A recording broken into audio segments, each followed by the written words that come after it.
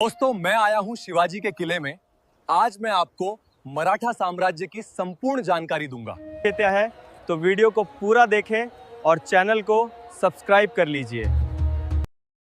17वीं शताब्दी का मध्य भारत, यह वह समय था जब भारतीय उपद्वीप की मिट्टी विदेशी सल्तनतों के घोड़ों की टापों से कराह रही थी। उत्तर में मुगलों का वर्चस्व था तो दक्षिण में बीजापुर की आदिलशाही और गोलकुंडा की कुतुबशाही का आतंक। आम जनता के मंदिर तोड़े जा रहे थे, खेती बर्बाद थी और आत्मसम्मान जैसे कहीं खो गया था। मराठा सरदार इन्हीं सुल्तानों की चाकरी में अपनी वीरता व्यर्थ कर रहे थे। एक हिंदू राजा दूसरे हिंदू राजा के विरुद्ध खड़ा था। इस घोर अंधकार के बीच सह्याद्री की पहाड़ियों में एक ऐसी ज्वाला का जन्म होने वाला था जो आने वाले समय में इतिहास का भूगोल बदलने वाली थी। 19 फरवरी 1630 झुन्नर के पास शिवनेरी किले पर माता जीजाबाई की कोख से एक बालक ने जन्म लिया। माँ ने देवी शिवाई से मन्नत मांगी थी, इसलिए बालक का नाम शिवाजी रखा गया। उनके पिता शाहजी भोंसले बीजापुर दरबार में एक शक्तिशाली सेनापति थे, लेकिन वे अक्सर युद्धों के कारण परिवार से दूर रहते थे। शिवाजी का बचपन महलों की विलासिता में नहीं बल्कि सह्याद्री की गुफाओं, ऊबड़ खाबड़ रास्तों और किलों की दीवारों के बीच बीता। यह भौगोलिक परिवेश ही आगे चलकर उनकी सबसे बड़ी सामरिक शक्ति बनने वाला था। इतिहास अक्सर राजाओं की तलवार की बात करता है, लेकिन शिवाजी महाराज के मामले में असली धार माता जीजाबाई के संस्कारों ने दी थी। शाहजी राजे अक्सर अपनी जागीरों की रक्षा के लिए व्यस्त रहते थे। ऐसे में शिवाजी के मानस पटल पर स्वराज्य का बीज बोने का कार्य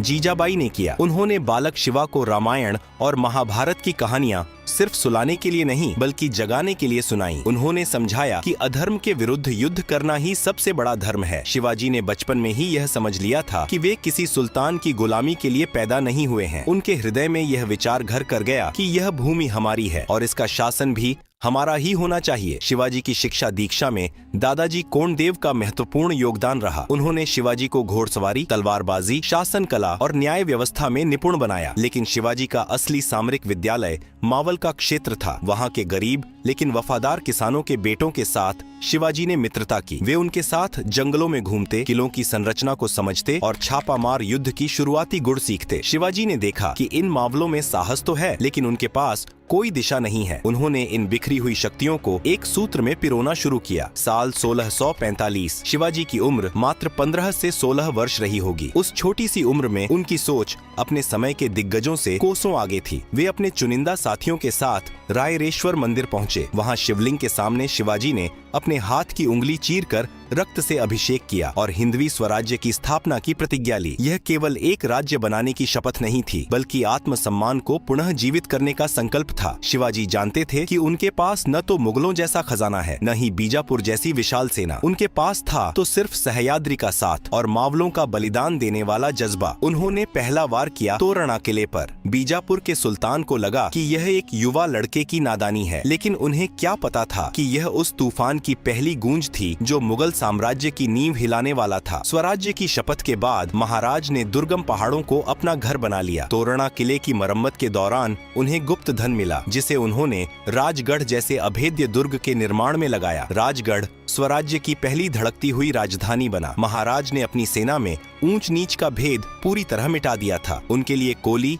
भंडारी, महार और ब्राह्मण सभी समान रूप से स्वराज्य के रक्षक थे। उन्होंने अपने सैनिकों को कड़ा निर्देश दिया था कि किसी भी गांव की बहू बेटी का अपमान नहीं होना चाहिए और किसानों के हल और बैल को हाथ नहीं लगाया जाएगा। इसी समय एक वीर योद्धा का नाम इतिहास के पन्नों पर सुनहरे अक्षरों में लिखा गया, जिनका नाम था तानाजी मालुसरे। सिंहगढ़ किले को जीतने के लिए तानाजी ने अपने पुत्र की शादी तक छोड़ दी और कहा कि पहले शादी कोंढाणा की होगी। आधी रात को घोर अंधेरे में रस्सी की सहायता से पहाड़ पर चढ़े तानाजी और उनके मावलों ने मुगल सेना को परास्त कर दिया। तानाजी वीर गति को प्राप्त हुए, लेकिन उन्होंने स्वराज्य को सिंहगढ़ दिला दिया। महाराज ने दुखी होकर कहा था कि गढ़ आया लेकिन सिंह गया। यह वह जज्बा था जिसने आम किसानों को महान योद्धा बना दिया था। महाराज ने एक अद्भुत सूचना तंत्र विकसित किया था। उनके गुप्तचर बहिर्जी नायक भेष बदलने में इतने निपुण थे कि वे दुश्मन के शिविर में घुसकर उनके भोजन का स्वाद तक बता देते थे। इसी सूचना तंत्र के बल पर महाराज ने जावली के मोरे घराने और जंजीरा के सिद्धियों को धूल चटाई। स्वराज्य का स्वप्न अब वास्तविकता की ओर बढ़ चुका था। तोरणा, चाकण और कोंढाणा जैसे किलों पर शिवाजी महाराज के अधिकार ने बीजापुर दरबार की रातों की नींद उड़ा दी थी। सुल्ताना बड़ी बेगम ने भरी सभा में ललकारा, कौन रोकेगा उस शिवा को। तब एक साथ फीट का पर्वत जैसा आदमी आगे आया, अफजल खान। उसने कसम खाई कि वह शिवाजी को या तो जिंदा पकड़ कर लाएगा या उसका सिर सुल्तान के कदमों में डाल देगा। अफजल खान केवल एक योद्धा नहीं बल्कि एक क्रूर कूटनीतिज्ञ था। उसने रास्ते में मंदिर तोड़े और लोगों को प्रताड़ित किया ताकि शिवाजी महाराज गुस्से में आकर पहाड़ों से बाहर निकल आएं। लेकिन शिवाजी जानते थे कि यह युद्ध तलवारों का नहीं, सब्र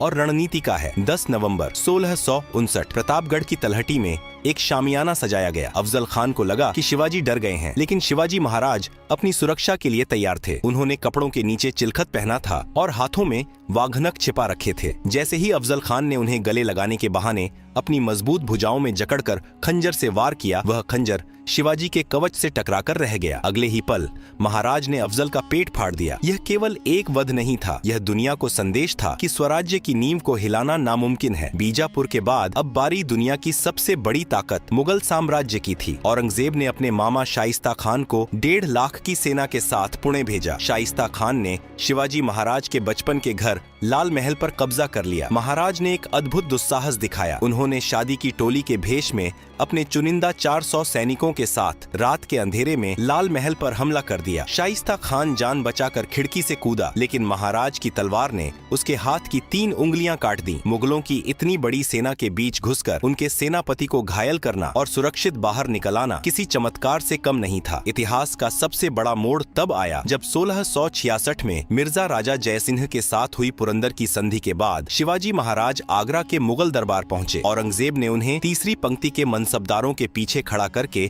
उनका अपमान किया। शिवाजी महाराज ने भरी सभा में औरंगजेब को ललकारा और बाहर निकल गए। उन्हें और उनके पुत्र संभाजी को जयपुर भवन में नजरबंद कर दिया गया। मौत उनके सामने खड़ी थी, लेकिन महाराज का मस्तिष्क शांत था। उन्होंने अपनी बीमारी का नाटक किया और गरीबों को मिठाई के टोकरे बांटना शुरू किया। 17 अगस्त 1666 को शिवाजी और संभाजी उन्हीं मिठाई के टोकरों में छिपकर आगरा से निकल भागे। यह पलायन आधुनिक विश्व इतिहास की सबसे महान रोमांचक कहानियों में गिना जाता है। शिवाजी महाराज ने छापामार युद्ध नीति को एक विज्ञान बना दिया था। वे जानते थे कि मुगलों की विशाल सेना खुले मैदान में अजेय है, इसलिए उन्होंने युद्ध को पहाड़ों, घने जंगलों और दुर्गम घाटियों में खींच लिया। उनकी सेना छोटी थी, लेकिन बिजली की तरह तेज थी। हमला करो और गायब हो जाओ। मुगल सैनिक इसी उलझन में पागल हो जाते थे कि दुश्मन कहां से आया और कहां गया। शिवाजी ने यह सिद्ध कर दिया कि अगर बुद्धि और संकल्प साथ हों, तो दुनिया की किसी भी विशाल सेना को घुटनों पर लाया जा सकता है। 1674 तक शिवाजी महाराज ने मुगलों और आदिल शाही के बड़े भूभाग पर विजय प्राप्त कर ली थी,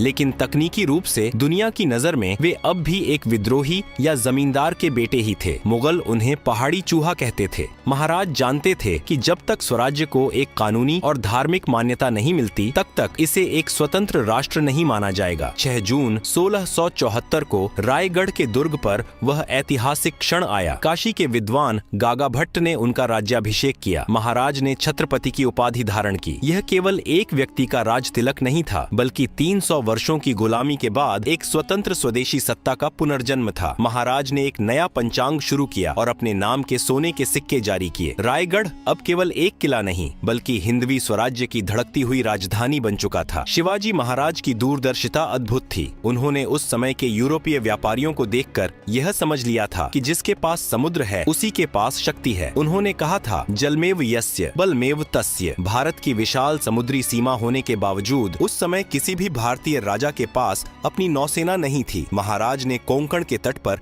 अपने जहाज बनाने शुरू किए। उन्होंने कल्याण, भिवंडी और पेण जैसे स्थानों पर जहाज बनाने के स्थान बनवाए। उन्होंने समुद्री डाकुओं और जंजीरा के सिद्धियों को रोकने के लिए सिंधुदुर्ग, विजयदुर्ग और खांदेरी जैसे अभेद्य जलदुर्गों का निर्माण किया। आज भारतीय नौसेना उन्हें अपना जनक मानती है और उनका राज चिन्ह आज भी नौसेना के ध्वज पर शान से लहराता है। शिवाजी महाराज केवल युद्ध के मैदान में ही नहीं, बल्कि मेज पर बैठकर शासन चलाने में भी निपुण थे। उन्होंने अष्टप्रधान मंडल का गठन किया, जो आज की शासन प्रणाली जैसा था। इसमें 8 मंत्री होते थे। पेशवा राज्य का प्रशासन और अर्थव्यवस्था, अमात्य राज्य के आय व्यय का लेखा जोखा, सचिव सरकारी पत्रों और आदेशों का संपादन, मंत्री दरबार की गतिविधियों और जासूसी का कार्य, सेनापति सैन्य संगठन और युद्ध नीति, सुमंत अन्य राज्यों के साथ संबंध, न्यायाधीश न्याय व्यवस्था के प्रमुख, पंडित राव धार्मिक और सांस्कृतिक मामले। इस व्यवस्था ने भ्रष्टाचार को कम किया और शासन में पारदर्शिता लाई। महाराज ने जागीरदारी प्रथा को खत्म कर सरकारी वेतन की शुरुआत की, ताकि कोई भी अधिकारी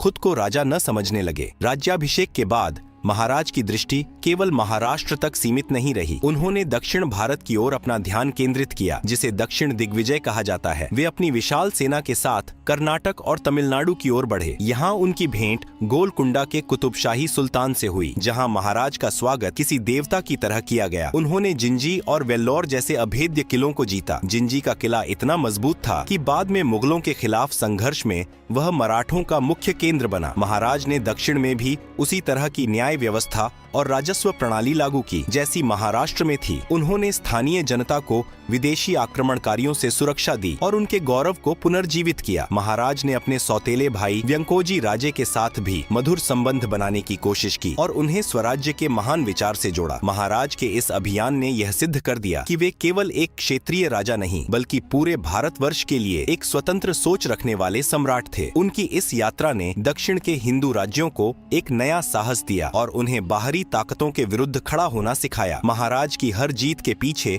उनकी वह पवित्र सोच थी जो मानवता और धर्म की रक्षा के लिए समर्पित थी। शिवाजी महाराज का स्वराज्य जनता का राज्य था। उन्होंने आदेश दिया था कि युद्ध के दौरान भी किसी किसान की फसल को नुकसान नहीं पहुंचाया जाएगा। उन्होंने मुगलों की उस प्रथा को बंद किया जहां किसानों से उनकी पूरी कमाई छीन ली जाती थी। महिलाओं के प्रति महाराज का सम्मान उनके चरित्र का सबसे उज्जवल पक्ष था। कल्याण के सूबेदार की बहू का प्रसंग जग जाहिर है, जहां उन्होंने दुश्मन की स्त्री को अपनी माता के समान सम्मान देकर सुरक्षित घर पहुंचाया। उनके सैन्य नियमों में कड़ा निर्देश था। महिलाओं और बच्चों पर हाथ उठाना तो दूर, उनका अपमान करने वाले का सिर कलम कर दिया जाएगा। इसी नैतिक बल के कारण मुगलों के कई हिंदू और मुस्लिम सिपाही भी महाराज के प्रति आकर्षित होते थे। सैकड़ों वर्षों के विदेशी शासन के कारण मराठी और संस्कृत जैसी भारतीय भाषाओं में अरबी और फारसी शब्दों का बोलबाला हो गया था। शिवाजी महाराज ने राज्य व्यवहार कोश बनवाया, जिसके माध्यम से प्रशासन में अपनी भाषा के शब्दों को पुनर्जीवित किया गया। उन्होंने मंदिरों का जीर्णोद्धार किया और लुप्त हो रही भारतीय कलाओं को संरक्षण दिया। वे एक ऐसे भारत का सपना देख रहे थे जो अपनी जड़ों से जुड़ा हो और आधुनिकता की ओर अग्रसर हो। 3 अप्रैल 1680 को छत्रपति शिवाजी महाराज ने देह त्यागी। पूरे भारत में शोक की लहर दौड़ गई, लेकिन दिल्ली में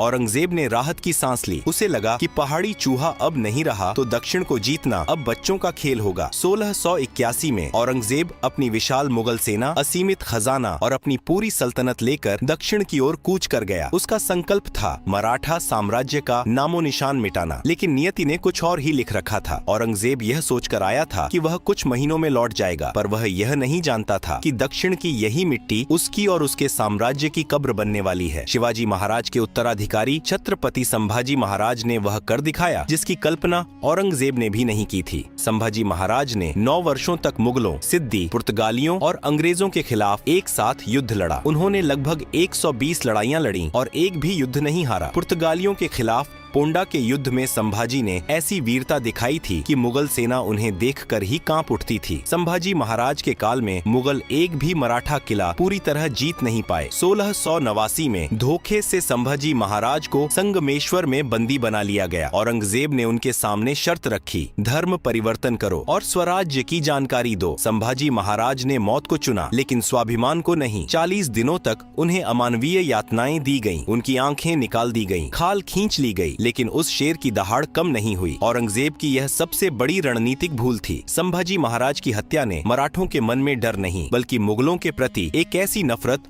और प्रतिशोध की ज्वाला भर दी कि स्वराज्य अब राजा का युद्ध न रहकर जनता का युद्ध बन गया। संभाजी के बाद छत्रपति राजाराम और उनके बाद उनकी पत्नी महारानी ताराबाई ने स्वराज्य की कमान संभाली। ताराबाई की सामरिक सूझबूझ ने मुगलों को पस्त कर दिया। उन्होंने औरंगजेब की आर्थिक घेराबंदी की नीति को उसी पर उलट दिया। मराठे अब केवल किलों की रक्षा नहीं कर रहे थे, बल्कि मुगलों के कब्जे वाले इलाकों पर हमला कर उनकी रसद काट रहे थे। औरंगजेब बूढ़ा हो चुका था, उसका खजाना खाली हो रहा था और उसकी सेना का मनोबल टूट चुका था। वह मराठों को जितना कुचलता, वे उतने ही वेग से उभरते। 1707 का साल, अहमदनगर के शिविर में 88 वर्षीय औरंगजेब अपनी अंतिम सांसें ले रहा था। उसकी आंखों के सामने उसका वह सपना टूट रहा था जिसके लिए उसने 27 साल जंगलों और टेंटों में बिता दिए थे। वह जिस मराठा शक्ति को मिटाने आया था, वही अब दिल्ली की ओर कूच करने की तैयारी कर रही थी। औरंगजेब की मृत्यु के साथ ही मुगल साम्राज्य का पतन शुरू हो गया। शिवाजी महाराज ने जो बीज बोया था, वह अब एक विशाल वटवृक्ष बन चुका था। आने वाले दशकों में पेशवाओं के नेतृत्व में मराठा ध्वज कटक से अटक तक लहराया। छत्रपति शिवाजी महाराज की विरासत केवल किलों और नक्शों तक सीमित नहीं है, वह आज भी